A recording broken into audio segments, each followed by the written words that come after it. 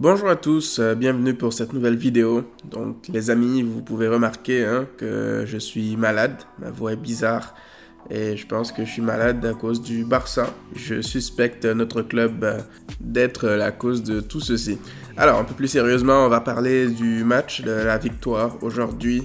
Une victoire pour moi illusoire parce que on va être honnête, ce match, il ne restera pas dans les annales. Alors celui-ci, je sais pas comment on a fait pour gagner, mais je ne sais pas si c'est vraiment une victoire essentielle parce que c'est quoi le but? Le but, c'est de continuer comme ça à gagner difficilement contre le dernier de la Liga, je le rappelle.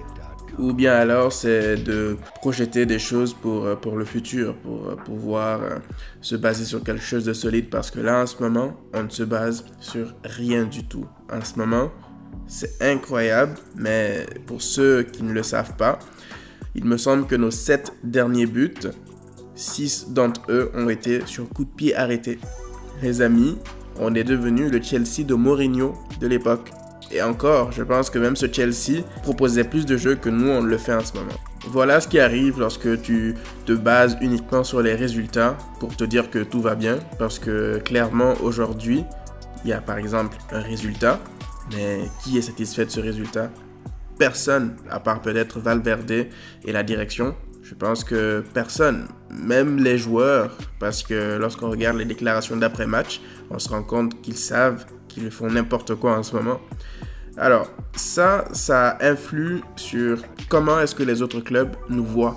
Parce que aujourd'hui, soyons honnêtes, les Leganés, ils sont derniers du championnat et durant quasiment tout le match, ils se sont dit il y a quelque chose à faire contre cette équipe parce qu'elle ne propose rien et nous, on peut leur faire mal. D'ailleurs, ils ont ouvert le score. Notre première mi-temps était désastreuse. Je parle encore de Gérard Piqué une nouvelle fois. Juste pour rappel, Piqué, il y a encore quelques jours, au lieu d'être concentré sur le match à venir, il était tout simplement à un tournoi de tennis. Avec, s'il vous plaît, Neymar et Jordi Alba. Et Piqué, aujourd'hui, était titulaire. Et ça ne s'invente pas. Match catastrophique une fois de plus pour lui. Moi, j'en ai marre de Gérard Piqué, pour vous dire la vérité. Moi, j'ai hâte qu'il saute. J'ai hâte qu'il laisse sa place à une autre personne. Parce que là, clairement, il n'est pas concentré. Il fait n'importe quoi. Qu'il libère la place pour une autre personne qui a plus envie de défendre le club que lui. J'aimerais par contre rendre un hommage à Youssef En-Nesyri. Pour moi, ce joueur est un très bon joueur, l'international marocain. Son but était d'une pure classe, la qualité de frappe, comment il enroule le ballon. Et c'est pas la première fois, moi je me rappelle de ce joueur, c'est pas la première fois qu'il fait mal au Barça. J'ai encore du mal à comprendre comment ça se fait qu'il joue encore à Leganés sans manquer de respect à ce club. Je pense que c'est un joueur qui a la qualité d'aller beaucoup plus haut que ça pour atteindre de nouveaux sommets. Mais bon, passons. On arrive donc à parler de la réaction du Barça qui a été timide. En première mi-temps, je pense qu'on s'est créé quasiment qu'une seule occasion franche. C'était le centre de Dembélé à mi-hauteur sur Suarez, lâché une tête détournée par le gardien de Leganés. Mais à part ça, il n'y a pas grand-chose à se mettre sous la dent, j'ai envie de dire, comme d'habitude. Et Messi qui était esselé, c'était un 4-2-3-1 où on a essayé de le mettre en vrai numéro 10 et de laisser les côtés donc à Griezmann et Dembélé. Même là, j'aurais mis Griezmann à droite et Dembélé à gauche. Je ne comprends pas pourquoi est-ce que Valverde s'entête à mettre Griezmann à gauche, c'est juste illogique. Retour de deuxième mi-temps, là les Leganés commencent à reculer. On commence à se faire de plus en plus menaçant, avec le poteau de Piqué notamment. Quelques minutes après, il y a eu l'égalisation de Suarez. Donc un but qui vient une nouvelle fois sur coup de pied arrêté. Je ne comprends pas, on n'arrive plus à se procurer les occasions dans le jeu. Tous nos buts ces derniers temps ont été soit des coups francs de Messi, ou alors des coups de pied arrêtés, ou vraiment des cafouillages vraiment bizarres. Une fois de plus, Suarez à la réception qui termine, qui a juste le gardien. Et on se dit, les minutes qui arrivent, il commence à y avoir du mieux. Le Barça commence à faire souffrir Leganés pour la première fois du match. Et Leganés n'arrivait plus à sortir aucun ballon. Ils étaient vraiment acculés et les occasions s'enchaînaient. Et là, tout d'un coup, Valverde, qui, depuis le début du match, voit son équipe en souffrance, ne réagit pas, ne serait-ce que pour modifier tactiquement quelque chose. Il est là, il reste sur son banc. Et juste après l'égalisation, je le vois se lever et demander le changement. Et lorsque j'ai vu Ivan Rakitic et Arturo Vidal se préparer à entrer, je me suis dit, mais c'est du sabotage là, ça ne peut pas être autre que du sabotage. Tu vois ton équipe en souffrance, tu ne réagis pas, et lorsqu'elle prend le dessus, tu chamboules tout pour repartir de zéro. Parce que les joueurs, ils doivent se réadapter à un nouveau schéma tactique, des joueurs qui vont rentrer, un autre joueur qui ne joue quasiment plus. Mais c'est du sabotage, je ne vois pas c'est quoi la raison de ce changement. Surtout pour faire sortir Griezmann. Griezmann n'a pas fait un grand match, mais Griezmann, il pâtit de l'animation collective de l'équipe. Je veux dire, à quoi ça sert de faire rentrer Ivan Rakitic, à qui on n'a pas fait confiance depuis le début de saison, qui a zéro confiance en lui, et espérer qu'il te débloque un match pareil. Moi, je n'arrive pas à comprendre la logique de Valverde. Je ne sais même pas en fait s'il a un cerveau, ou s'il en a un, je ne sais pas s'il fonctionne correctement. Enfin bref, on passe donc au deuxième but du Barça. Là encore, hein, un corner, cafouillage, incompréhension totale de la défense. Et Vidal qui se retrouve au bon endroit, au bon moment, qui n'a plus qu'à pousser la balle au fond. Alors on a tous pensé au début qu'il était en position de hors-jeu, mais c'est bien le joueur de Leganés qui dévie le ballon en direction du Chilien. Après, il n'y a plus rien à retenir pratiquement de ce match. Leganés qui essaie de revenir parce que jusqu'au bout, Leganés ils se sont dit qu'il y avait quelque chose, un coup à jouer dans ce match. Et je vous rappelle, encore une fois, que Leganés est lanterne rouge et que nous, on est premier. Et qu'à la 89e minute, c'est limite si on n'essayait pas de gagner du temps pour ne pas voir une égalisation du dernier de la Liga. Repensez à ça pendant 2 secondes. Alors moi, ce que je retiens de ce match et de ses performances depuis le début de saison surtout, c'est qu'aujourd'hui, je pense qu'on ferait jouer dans cette équipe-là Ronaldinho, Maradona ou Pelé, ça ne changera rien du tout parce qu'il n'y a absolument rien qui est travaillé à l'entraînement. C'est une bouillie collective.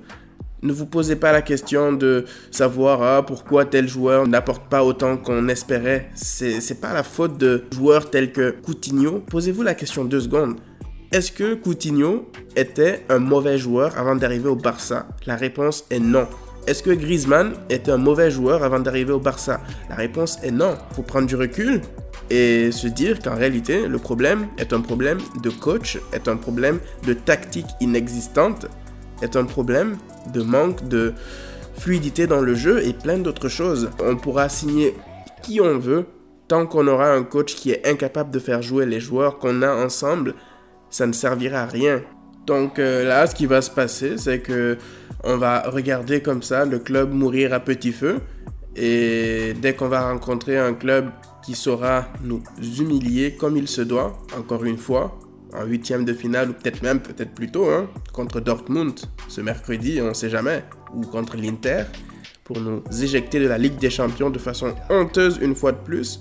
Peut-être qu'à ce moment-là, les socios se réveilleront et demanderont enfin le départ de Valverde et de la direction actuelle. Parce que s'ils en sont encore là, c'est parce qu'il y a des ânes qui sont derrière à supporter le club, qui viennent tous les jours dans le stade les acclamer. Alors que ça, par exemple, ce sont des bouillies qu'on nous sert à chaque week-end. Par ailleurs, les seuls points positifs pour moi à retenir, c'est d'abord et avant tout le match de Moussa Wagué. Pour moi, il a été incroyable alors qu'il n'a pas eu de temps de jeu depuis le début de la saison. Là, on l'a balancé comme ça et il s'en est très bien sorti. Il s'en est d'ailleurs plus que bien sorti parce que moi, honnêtement, je regardais quelques matchs de la B pour voir les matchs de Wagué et de tous les autres. Et c'est un joueur qui a de vraies qualités techniques qui peuvent vraiment beaucoup nous apporter. Moi, je ne sais pas pour vous, mais les choix qu'il faisait, même offensivement, c'était des choix intéressants dans le sens du jeu et je ne vois pas souvent Sergi Roberto ou même Semedo avoir ce même apport parce que eux, dès que ça se corse devant, direct une passe en retrait ou alors c'est vraiment difficile. Moi, si je devais choisir aujourd'hui, je donnerais beaucoup plus de chance à Moussa Wagué en tant que numéro 2 derrière Semedo et ne pas le faire jouer uniquement quand comme ça on a besoin de lui en urgence. Il faut lui faire plus confiance, il faut lui donner plus de temps de jeu parce qu'on peut en tirer du positif.